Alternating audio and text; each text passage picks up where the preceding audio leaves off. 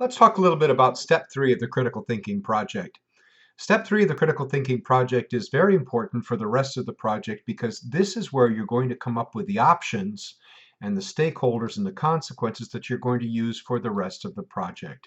Now, hopefully, as you did step 2 and you did your research, you found some good authoritative articles that gave you good information that you can now start using in order to analyze the case and set the foundation for your ethical thinking.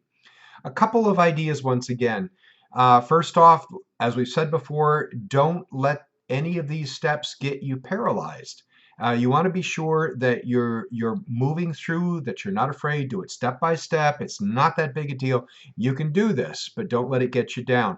If you do have a question, feel free to contact me or contact the support centers, but get the help that you need to get over the hump and move forward.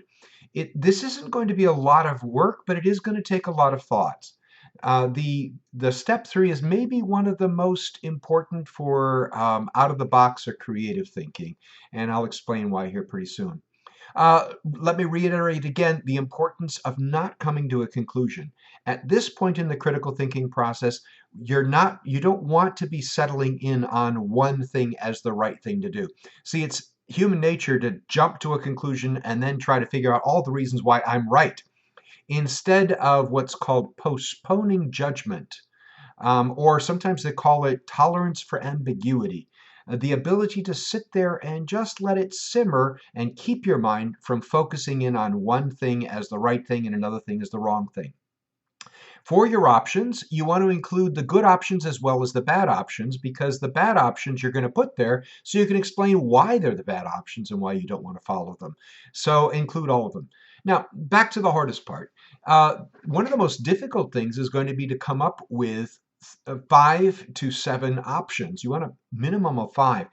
And usually, the options of yes and no are the easy ones. They're easy to spot. You get them right away. It's the middle options that are hard. And the most valuable employees, the most valuable negotiators, even in sales, what you want to be able to do is come up with the option no one else has thought of. If we can do this, if we do that, or we can do this as long as we do that too, or we shouldn't do this unless we do this.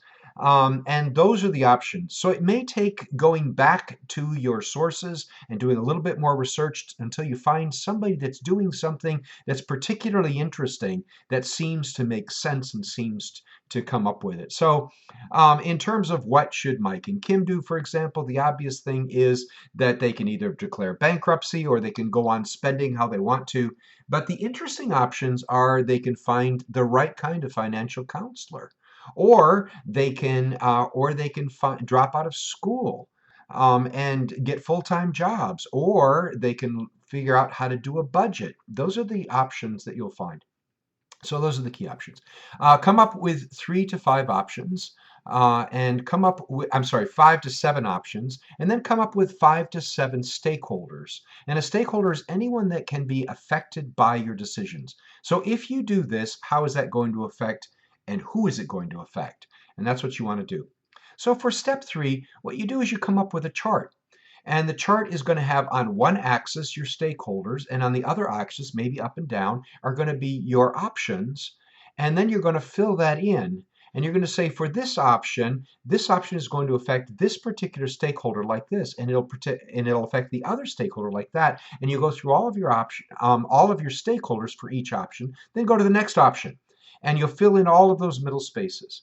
Now, if you haven't ever done a Word table, it's not really that hard to do. Go into Word and then go to the Insert tab at the top. And then toward the left-hand side at the top, you're going to see the picture of a table. If you click that little down arrow underneath, you can pull that down, and that'll tell you how many you want in terms of rows. And then you pull it across and it'll tell you how many columns you want. And if you're going to do 5 options and 5 stakeholders, you'll need 6 and 6. So you can put the labels on the sides. And then you just begin to fill it in. But don't get too hung up on the whole word and things like that. I've had students that just throw up their hands and they say, okay, I'm going to draw it. If you have to draw it, draw it. I've had some that try to use an outline. But quite honestly, when students try to do an outline, very often they don't give each option for each stakeholder. They talk about each option, but if you're going to do it in an outline format, I wouldn't recommend it. If you're going to do it, do this option, then list each stakeholder under that option, then do options 2 and each stakeholder into that one so you can cover the entire chart. So this is where we are going with the with the chart for the analysis of the critical thinking project. Those once again are going to be the ones that you use for the future. Now, the biggest mistake I see when students turn in their step 3 is that they will have options for different people in the scenario. This is really, really important here. Be sure that you know exactly who the person is that you are going to be making the decision for, and be sure that it's that person that has all of the options. So each option has to go for all of those people. Oh, yes, and by the way, this is Sunshine here to try to help me to explain this to you. So in any case, let's do, so you'll have all of your options, you'll have all of your stakeholders, you'll fill in the center area with a little paragraph of how this option is going to affect each stakeholder. And then you're going to make sure that every one of those options relates to the person that you're looking for as the main decision maker for your case and scenario. Good luck. I look forward to reading it. Thank you.